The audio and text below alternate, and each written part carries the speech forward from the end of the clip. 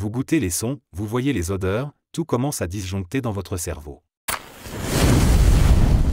Quels sont les faits les plus effrayants que vous connaissez? Il existe un parasite qui mange votre cerveau. On l'appelle Naegleria fowleri et il vit dans les lacs d'eau chaude et dans le sable. Il remontera dans votre nez et dévorera vos neurones et votre cerveau. Les symptômes surviennent généralement environ 4 heures après l'infection et comprennent des maux de tête, une sensibilité à la lumière et des nausées. Si vous ressentez l'un de ces symptômes après avoir nagé dans un lac, vous devez vous rendre à l'hôpital dès que possible. Si vous n'êtes pas diagnostiqué, vous serez mort dans les 24 heures. Pour le diagnostiquer, vous devrez subir une ponction lombaire et prier pour que le médecin sache quoi rechercher. En 2009, un Belge paralysé s'est réveillé d'un coma de 23 ans et on a découvert qu'il était pleinement conscient et qu'il pouvait entendre tout ce qui l'entourait à tout moment. Imaginez simplement que vous soyez allongé là, incapable de bouger pendant 2 décennies, mais également conscient de votre environnement. C'est le pire cauchemar que je puisse imaginer. Certains moines subissaient une pratique spirituelle selon laquelle ils éliminaient toute leur graisse corporelle grâce à un régime alimentaire et à de l'exercice, buvaient du thé pour tuer les bactéries internes, puis s'enfermaient dans une tombe en tenant une ficelle attachée à une cloche. 1 an après que la cloche ait cessé de sonner, le tombeau était ouvert et si le corps du moine s'avérait intact, il était vénéré comme un saint, sinon, ils étaient enterrés. Pendant tout ce temps, on entendrait les cloches sonner dans les tombes alors que les moines à l'intérieur terminaient lentement les derniers jours de leur vie, volontairement empoisonnés, affamés et enterrés vivants pour avoir une chance de devenir saints. Un nombre incroyable de personnes qui meurent de déshydratation le font avec une bonne quantité d'eau fraîche en leur possession. Je connaissais quelqu'un qui est mort de cette façon à cause d'horribles maux de tête, causés par une tumeur cérébrale non diagnostiquée découverte lors de son autopsie, qui était si douloureux, qu'elle a vomi jusqu'à une grave déshydratation et est décédée dans son appartement juste à côté de l'évier. Lorsque vous attrapez un coup de soleil, vos cellules meurent pour éviter de devenir cancéreuses. Plus de 150 cadavres d'alpinistes se trouvent encore sur le mont Everest. Certains cadavres sont utilisés comme point de repère pour les autres alpinistes. Il y a un des cadavres appelé botte verte. Quand vous le voyez, vous savez que vous êtes bientôt arrivé. Il est mort en 1997. L'une des expériences menées par les Japonais pendant la Seconde Guerre mondiale dans l'unité 731 consistait à infecter les prisonniers masculins avec diverses maladies infectieuses, puis les forcer, sous la menace d'une arme à feu, à violer des prisonnières enceintes pour voir si la maladie se transmettrait au bébé. Ils ont également placé les gens dans des chambres de décompression pour voir les effets sur le corps humain. Je crois qu'ils ont également coupé les membres des prisonniers après leur avoir infligé des engelures pour voir s'ils ressentaient de la douleur. Les chercheurs de l'unité 731 ont obtenu l'immunité des États-Unis en échange des connaissances acquises grâce à leurs expériences. Les Soviétiques en ont jugé 12 pour crimes de guerre. Les récits des victimes du procès et d'ailleurs ont été qualifiés de propagande communiste. Il existe une maladie appelée insomnie mortelle dans laquelle les gens ne peuvent plus s'endormir un jour et finissent par mourir à cause de ce manque de sommeil.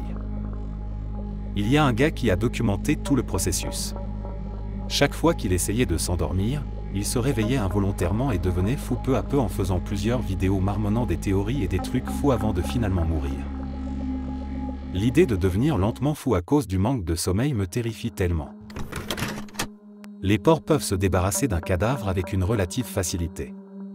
Au Canada, notre meurtrier le plus prolifique était celui d'un homme nommé Picton.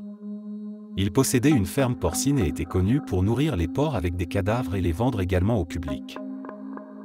Il dirigeait également une boîte de nuit à l'extérieur de la ferme appelée Piggy's Palace. Il a avoué 49 meurtres, mais beaucoup pensent que le nombre réel était bien plus élevé. Dans le Mississippi et dans certaines régions de Floride, il y a une bactérie dans l'eau de la côte qui va littéralement dévorer votre chair. La Floride est cependant beaucoup plus sûre que le Mississippi. Du moins, dans cet aspect. Il y a un moustique en Floride qui, lorsqu'il vous pique, peut faire gonfler votre cerveau à l'intérieur de votre crâne et éventuellement vous tuer. Chaque année, des milliers de personnes disparaissent rien qu'aux États-Unis. La plupart d'entre eux réapparaissent, généralement le lendemain mais parfois quelques jours, quelques semaines voire quelques mois plus tard. Cependant, parmi ces milliers de personnes, il y a environ 150 personnes chaque année qui disparaissent et, tout simplement ne réapparaissent plus. Personne ne sait ce qui est arrivé à ces gens. Ils sont peut-être morts, peut-être pas, nous ne le savons tout simplement pas. La résistance aux antibiotiques. En 2010, j'ai contracté une infection très grave. J'ai passé 6 semaines à l'hôpital, ce qui s'est terminé par une défaillance d'organes et une septicémie, j'ai failli mourir. 2 mois plus tard, j'y étais de nouveau. 2 mois plus tard, j'étais de retour. Lors de ma 3e admission, il n'avait plus d'antibiotiques à me donner. Les médecins ont cherché pendant des heures pour trouver quelque chose à essayer. J'ai déterré un vieil antibiotique aux effets secondaires terribles et je l'ai essayé, ça n'a pas fonctionné.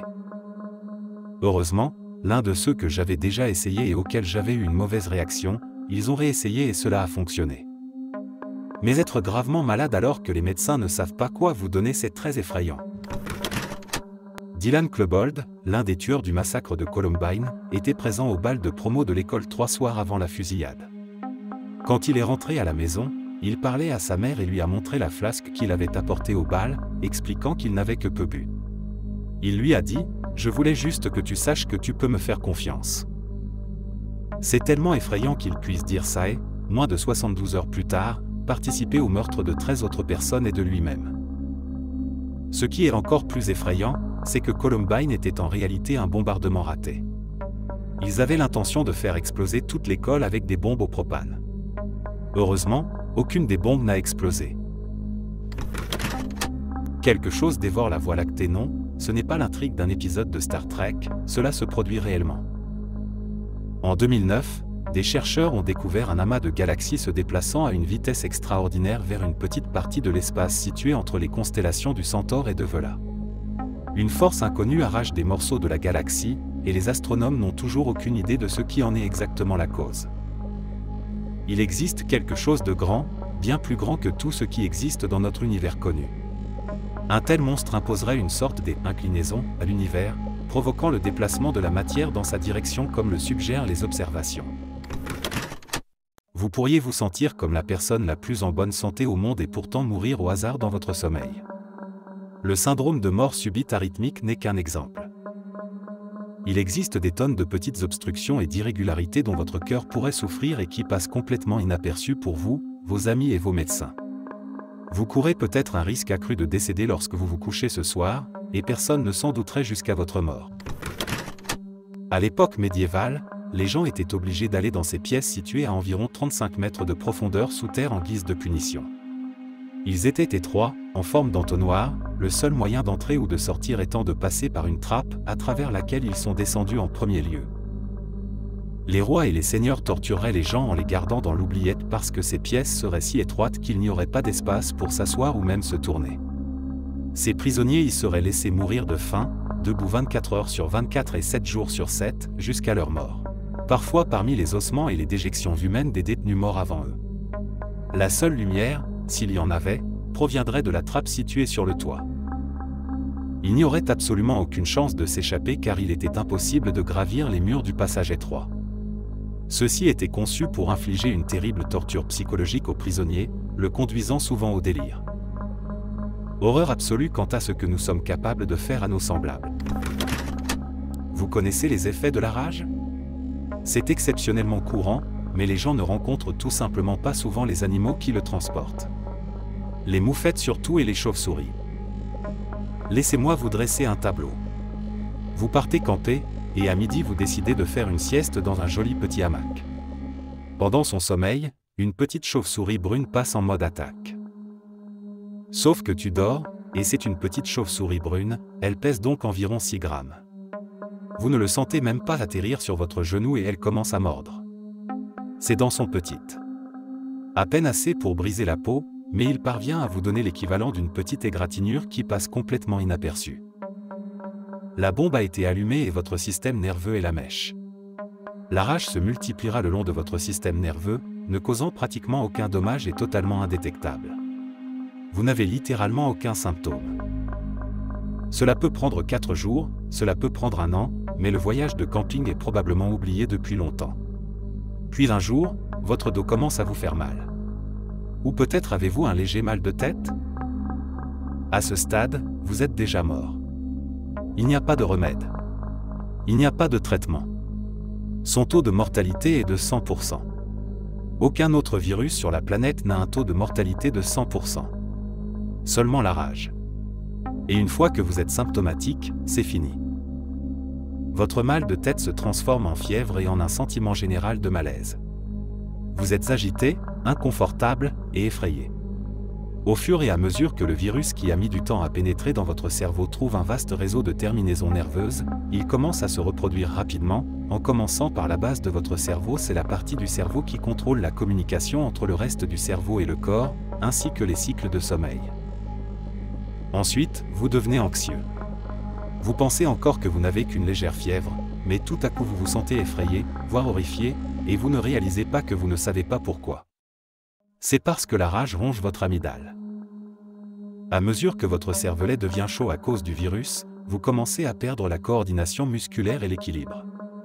Vous pensez que c'est peut-être une bonne idée d'aller chez le médecin maintenant, mais en supposant qu'un médecin soit suffisamment intelligent pour effectuer les tests nécessaires dans les quelques jours qu'il vous reste sur la planète. Tu as terriblement soif, tu veux juste de l'eau. Mais tu ne peux pas boire. Chaque fois que vous le faites, votre gorge se ferme et vous vomissez. C'est devenu une peur légitime et active de l'eau. La contradiction est difficile à voir à ce stade pour votre cerveau brûlant. À présent, les médecins devront vous mettre sous perfusion pour vous garder hydraté, mais même cela est inutile. Vous étiez mort à la seconde où vous avez eu mal à la tête.